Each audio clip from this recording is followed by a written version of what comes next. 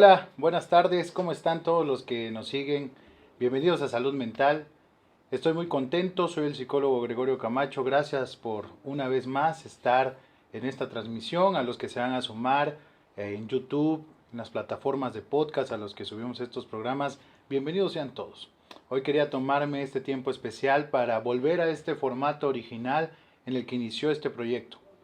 Un psicólogo hablándole a las personas, exponiendo temas de salud mental en beneficio de toda la sociedad que pueda sintonizar nuestras transmisiones, leer nuestras columnas impresas, porque, como lo he dicho desde un principio, es muestra de la responsabilidad social que como empresa editorial tenemos. Todas las semanas hablamos de diferentes temas para dar a conocer noticias de todas las índoles, pero también le damos la importancia necesaria a lo que corresponde en relación a los temas de salud pública y en este caso salud mental. Les doy las gracias a cada uno de los que se van sumando a la transmisión. Muchas gracias a todos los que comparten este programa, a los que etiquetan a sus amigos, a los que los ven en familia. He recibido muchos comentarios de personas que han pasado muy buenos momentos viendo este programa. A pesar de que hoy traigo un tema preparado para cada uno de ustedes, me gustaría decirles que aquellos que les guste recibir noticias y les guste estar enterándose constantemente de lo que pasa en nuestro estado y en nuestra ciudad y a nivel nacional e internacional, sigan la página de Ultimatum, denle seguir, tanto en YouTube como en Facebook se van a poder enterar de primera mano y en el momento sobre cada una de las noticias que ocurren en nuestro diario vivir. Muy bien.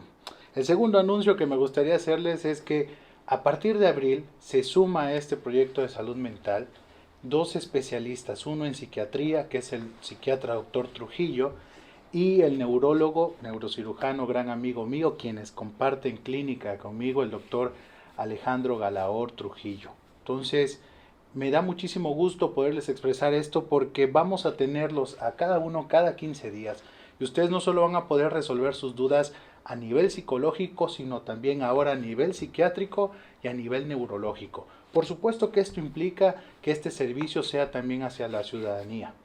Vamos a poder hacer filtros de evaluación en los que si usted tiene algún padecimiento de la índole de estos tres especialistas que nos mostraremos cada jueves aquí, su servidor como siempre, pero estos dos especialistas cada 15 días, y usted requiere una atención en lo que es psiquiatría o neurología, vamos a poder hacer de este espacio también un filtro para que ustedes puedan acceder a estos servicios. Les doy la noticia con muchísimo gusto porque este es un proyecto que siempre ha abierto las puertas y que ha dado todo para que especialistas, ahora no solo de psicología, también entren a la gama de cosas que en Ultimatum estamos haciendo. Habiendo dicho esto y dándoles este anuncio, voy a proceder a contarles lo que hoy les quiero platicar. Hace un par de semanas hice una columna que se llamaba Padres ausentes, hijos carentes. Y recibí muchos comentarios buenos, pero también muchas dudas acerca de eso. Hay algunas personas que entendieron perfectamente el objetivo de lo que queríamos decir con la columna y otros que confundieron un poco las cosas. Cuando hablamos de padres ausentes e hijos carentes, no lo decimos como una fórmula que se cumple en automático. Hablamos también de que un padre puede estar ausente estando físicamente presente en su casa. No es necesario que ese papá nunca haya estado o que ese papá simplemente nunca se hizo responsable de su hijo. Un padre puede ser ausente porque es negligente en su propio hogar, teniendo una esposa, teniendo hijos, estando las 24 horas en su casa. Porque hablamos de una ausencia simbólica y de una ausencia emocional. Y el otro caso también que exponemos, pues obviamente son de aquellos padres que no están físicamente presentes. ¿Qué sucede? ¿Por qué hablar de la ausencia paterna? Porque obviamente que hay un impacto a nivel emocional. Dígame usted, un niño que crece en un ambiente social, que va a la escuela, que va al kinder, que tiene actividades diversas, todos los días, seguramente en algún momento de su día o de su vida se topará con una familia realizada, es decir, con otro niño que tenga un papá, una mamá. No vamos a juzgar si esos papás son buenos o son malos, simplemente esa imagen que no solo nos vende la propia vida, sino que nos lo venden en novelas, en libros, en series, en muchas cosas de la familia ideal, es la que muchas veces al no tener, es decir, ese niño que se da cuenta que él no posee ese tipo de familia, que cuando llega a casa solo está mamá, o solo está papá en su caso, o solo está los abuelitos, porque cuando hablamos de padre ausente no solo nos referimos al sexo masculino, nos referimos también a la ausencia de la figura materna y cualquiera que funja como tutor alrededor de un niño. Estos vacíos de origen, como en algunos especialistas le llaman, causa diferentes dificultades. ¿Por qué es importante hablarlas? Y es bien importante que si usted tiene alguna duda en esta tarde pueda expresarla y nos pueda decir qué es lo que usted piensa acerca de lo que estamos hablando en esta tarde. Les agradezco a cada uno de ustedes que vayan poniendo sus comentarios y a los que quieran, por supuesto, resolver una duda, este es el espacio ideal para poder hacerlo. Cuando hablamos de ausencia, y decíamos que era una ausencia simbólica, voy a ilustrar primero que nada cuando el papá sí está, pero está ausente simbólicamente. Y se lo voy a explicar muy sencillo. Un papá y una mamá forman un hogar, tienen sus hijos y ese padre, por las propias carencias o por las enseñanzas de sus padres, es decir, una generación atrás, ese papá viene de otros padres, es decir, los abuelos de ese pequeño, y entonces venimos repitiendo algunos patrones. No lo quiero confundir, le explico muy rápidamente. Ese papá quizás por esas carencias o por esos modelos que no le enseñaron a ser un papá cariñoso, un papá presente, un papá que reconozca los logros de sus hijos, sino que únicamente se dedica a ver los defectos de esos hijos, obviamente que va a tener una huella, va a dejar huella en sus hijos, pero una huella no positiva, una huella negativa. Esto se va fomentando a partir de que hay padres que únicamente ven los defectos de sus hijos. ¿Y cómo es esto? Muy sencillo, nos burlamos de la apariencia de nuestros hijos, cuando tienen un logro no lo tomamos en cuenta como cuando se equivocan, que sí lo tomamos muy en cuenta y sí lo recalcamos todo el tiempo. Hay padres que se expresan de forma despectiva de sus hijos en cuanto a su tono de piel, en cuanto a la forma de su nariz, en cuanto a la forma de su cuerpo, en cuanto a la forma de hablar. Esos padres dejan una huella muy negativa en los hijos. Pero hay otra clase de padres que parecieran tener una especie de aplanamiento afectivo. Padres que no usan ningún tipo de expresión ni mala ni buena con sus hijos. Que parecieran pasar desapercibidos en el tema de la crianza de sus hijos. Estos padres fomentan, y en algunos casos, y es bien importante porque aquí no estamos hablando de fórmulas elaboradas, estamos hablando de casos. En algunos casos de estos tipos de padres que no son expresivos ni para bien ni para mal, generan en los hijos suposiciones. Muy sencillo, se lo explicaré también. Yo, hijo, tengo un padre y este padre nunca se expresa acerca de lo bueno o lo malo que hago. Nunca ha recibido un reconocimiento o una llamada de atención de este padre. Entonces yo como hijo, porque tengo que cubrir esta necesidad, comienzo a idear situaciones en relación a lo que podría pensar mi papá, en lo que podría decir. Y muchas veces se crean diversas desviaciones y diversas situaciones que hacen que los hijos, en lugar de llevar una buena vida, de llevar una buena salud en cuanto a lo emocional, sean hijos mentirosos, sean hijos con padecimientos de ansiedad, sean personas que crean y que para venderse a los demás fomentan un escenario de cosas y les dicen a los demás muchísimas cosas y siempre se enaltecen a ellos mismos porque aprendieron a hacerlo. O sea, un chico que no recibe ningún tipo de reconocimiento de sus figuras parentales, puede que o se volca hacia la ausencia o comienza él mismo a generar estos procesos. Y de ahí vienen las mitomanías, y de ahí vienen las psicopatías y muchísimas cosas que a lo largo de este año en salud mental hemos hablado. Como en el caso de las familias esquizofrenizantes. Aquellas comunicaciones de doble vínculo que lo hablamos con el doctor Guillén en esta ocasión hace unas semanas. Yo le digo a mi hijo algo que está bien hoy martes y mañana miércoles en esa misma situación lo reprendo. Y entonces creo una confusión, una misma situación significa dos cosas.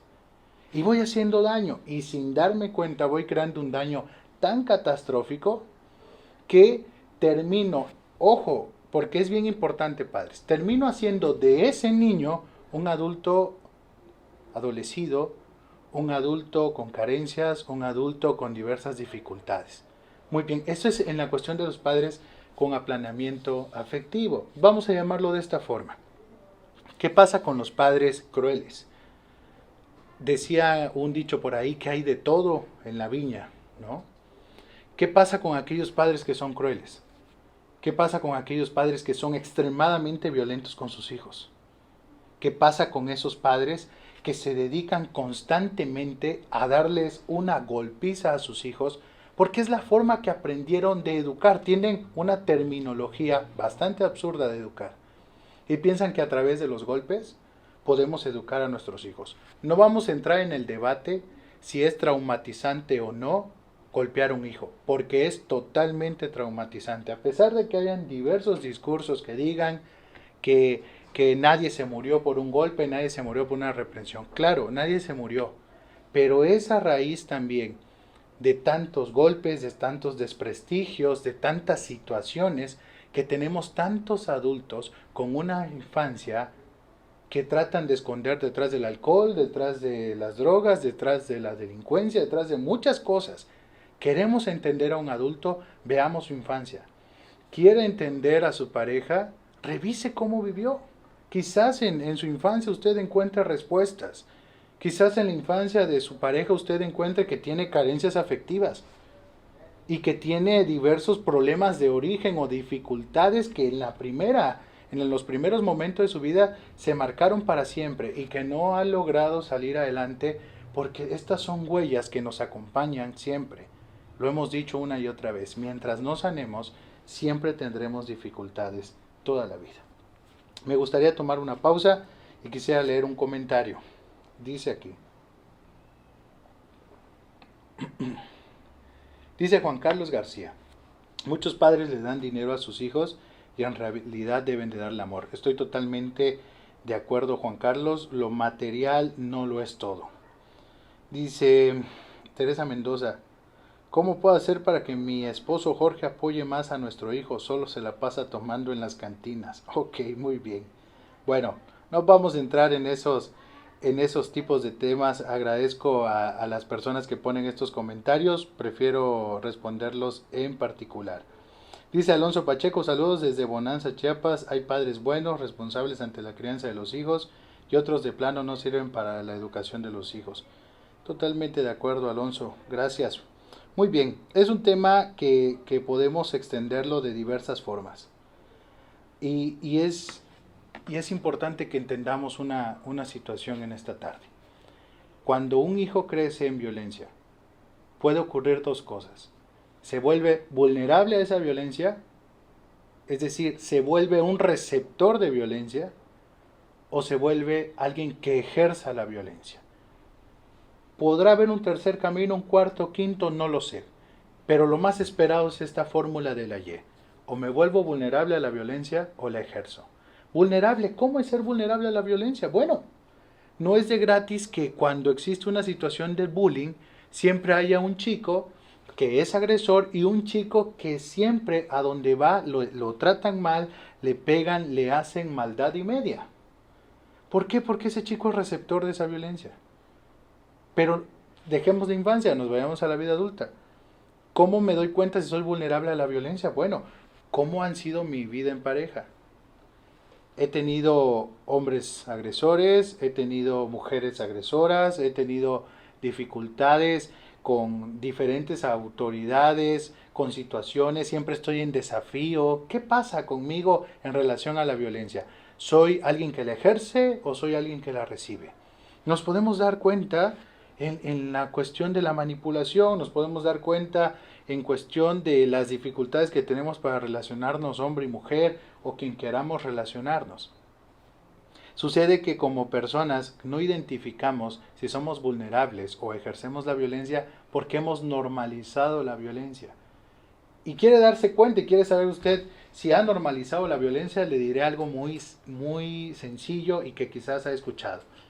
Muchos dicen, hoy los padres no quieren golpear a sus hijos, pero mírenme a mí, que a mí sí me golpearon y me hice un hombre de bien. Y pareciera muy bonito, muy poético este tipo de comentarios. Sin embargo, cuando ves la vida de esas personas, te das cuenta que son personas llenas de inestabilidad. Que efectivamente, aunque quieran negarlo y aunque quieran llevarlo a un terreno de romantización y de normalización de la violencia, obviamente que hubieron huellas. Y hubieron huellas que quedaron marcadas para siempre en ellos. ¿De qué forma?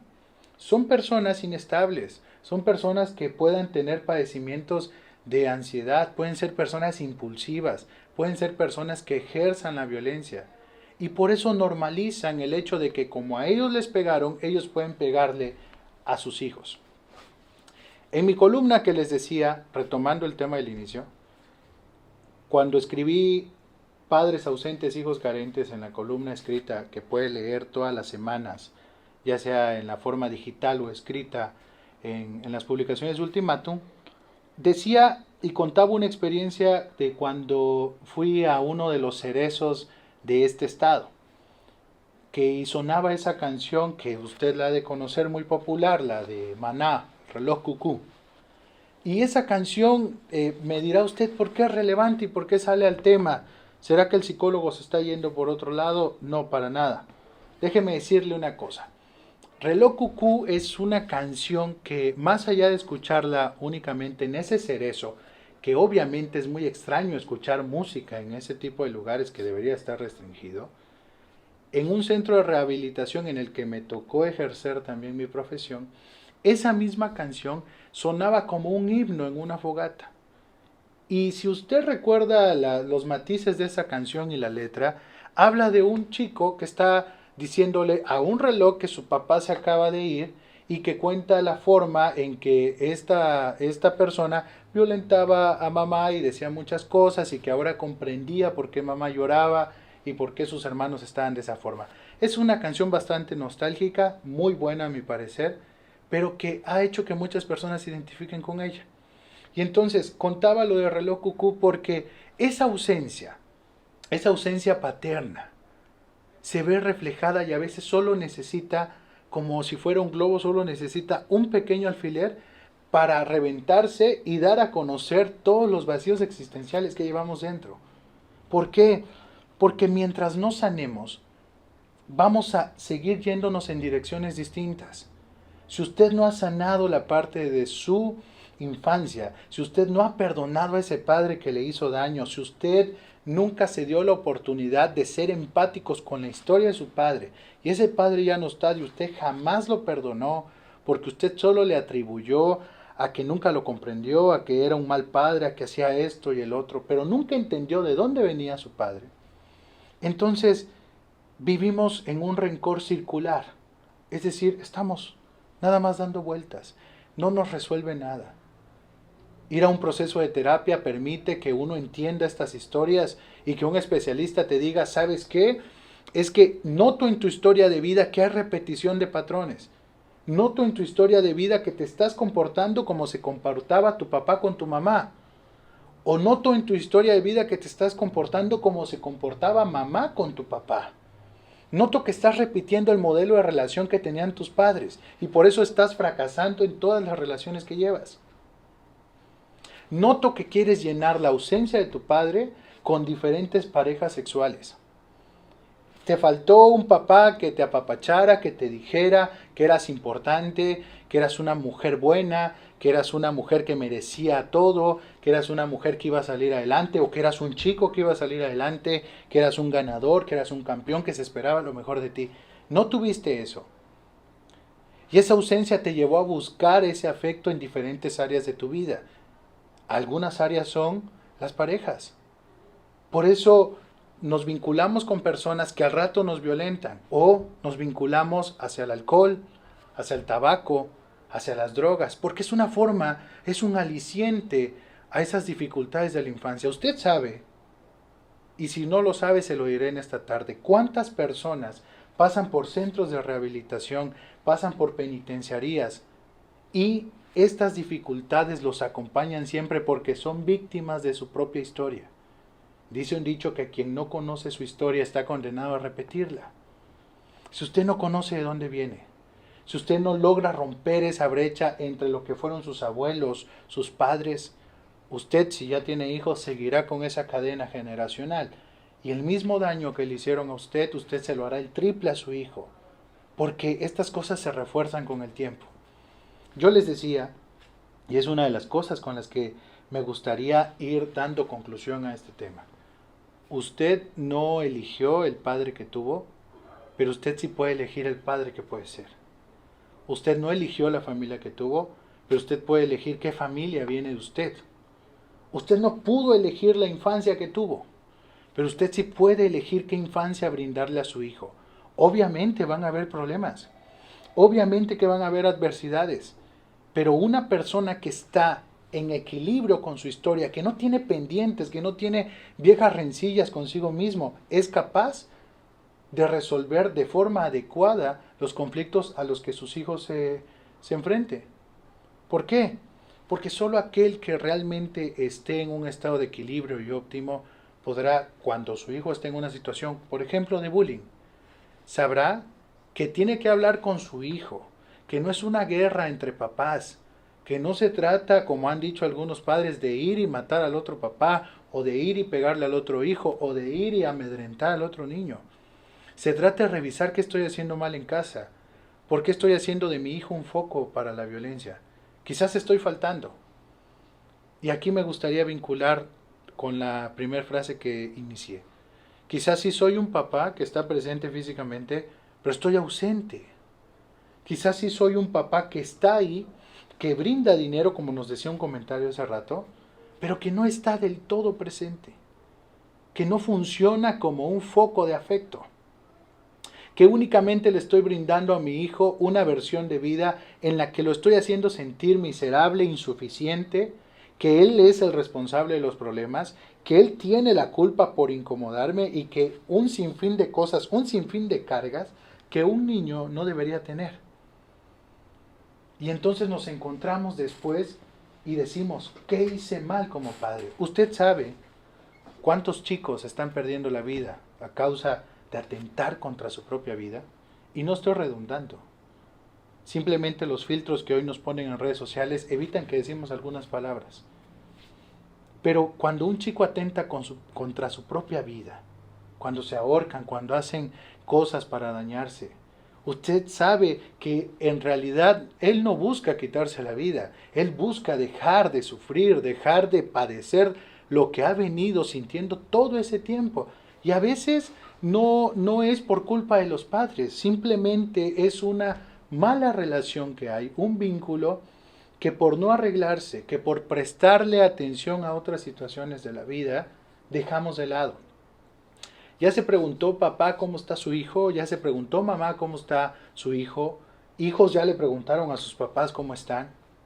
La vida es muy corta. ¿Cuántas personas hoy no llegarán a su casa? ¿Qué seguridad tenemos que mañana estaremos? ¿Por qué nos complicamos tanto la vida y llevamos a cabo los planes como si tuviéramos el control del tiempo y que nos asegurara algo que vamos a estar dentro de 10 años o simplemente que vamos a estar el sábado? Nada nos lo asegura, la vida es muy incierta. Por eso debemos vivir un día a la vez. No se trata en cuestiones económicas o financieras decir, bueno, vivo un día a la vez y despilfarro todo. No. Se trata de decir, en este día tengo la oportunidad de sanar mi historia. Tengo la oportunidad de acercarme a mi esposa y decirle, ¿te he hecho daño? ¿Será que con mis propios actos y con mis propias negligencias yo te he hecho sentir peor de lo que en cierto momento tu historia familiar te hizo pensar de ti? Porque quizás vienes de una casa en la que nunca te dijeron que te amaban, nunca te dijeron que eras importante.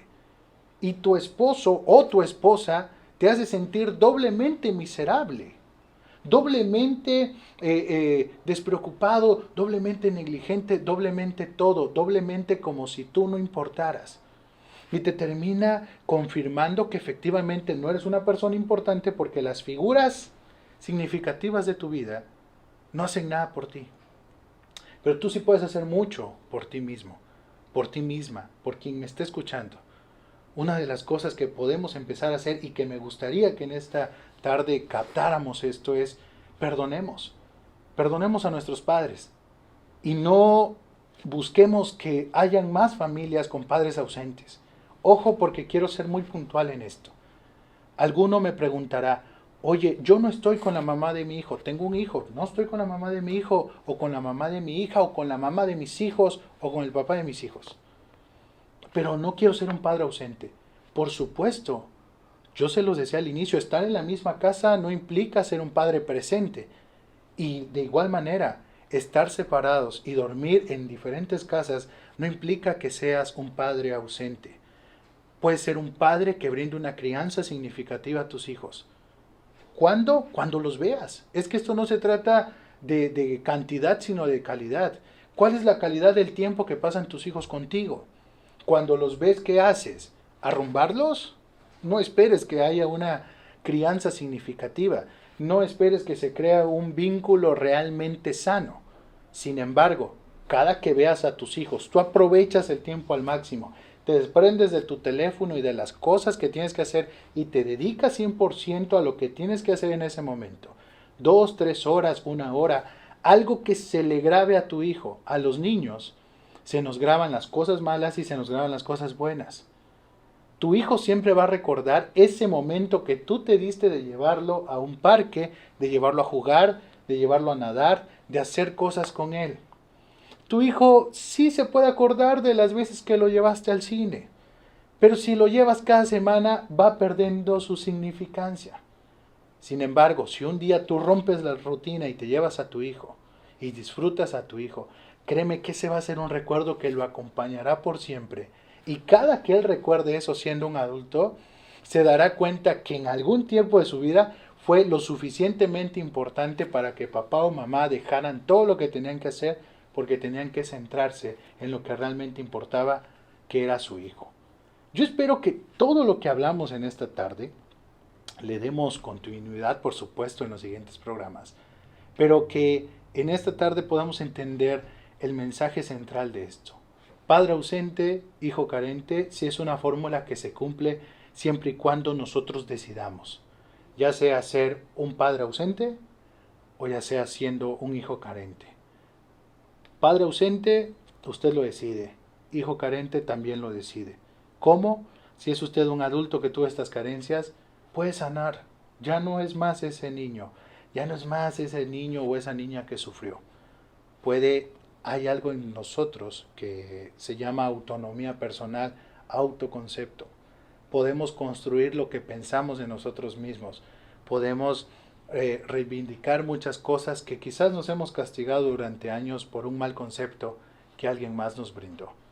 La gente a veces hace daño sin saberlo, la gente a veces hace daño porque repite el daño que a ellos les hicieron y bueno, podemos tener la capacidad de perdonar. Rompamos cadenas, rompamos brechas generacionales y sigamos adelante. Les agradezco mucho, gracias de verdad por estar presentes en este programa. Tuvimos muy buena afluencia, muchísimas gracias. Quiero saludar a Tony Benavides Esquivel, saludos cordiales desde Costa Rica. Dice, muchas gracias Tony, hasta Costa Rica, muchas gracias. Javi Vianey dice, excelente tema, saludos cordiales amigo, muchísimas gracias. Juan Carlos García, muchos padres le dan dinero, lo que leí hace un momento, muchas gracias. Alonso Pacheco también nos está viendo. Clever Camacho, Dianita Villegas. Dice Carlos Camacho, es un tema muy complejo porque hay muchos padres que la mayoría del tiempo están fuera de casa por cuestiones laborales. Totalmente, lo decía hace un momento, no se trata de cantidad, sino de calidad. Y cuando brindamos a nuestros hijos calidad, no importa la cantidad.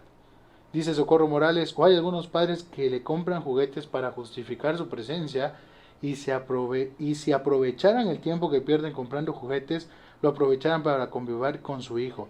Yo creo que no solo aprovechar ese tiempo, puedo comprar juguetes o puedo comprar algo y ponerme a jugar con mi hijo, porque si solo compro juguetes y nunca tengo un vínculo con él, bueno, es como si no estuviera comprando nada. Dice Clever Camacho, excelente tema. Dice Eric Ventura, amigo, te reitero, soy tu fan. Muchas gracias, amigo. El psicólogo Eric estuvo la semana pasada con nosotros en el aniversario de Salud Mental. Muchísimas gracias. Se nos fue el tiempo. Recuerde, abril inicia con un nuevo proyecto en Salud Mental. Nos va a estar visitando, ojo porque esto es cada 15 días para que esté muy pendiente. Psiquiatría cada 15 días y neurología cada 15 días.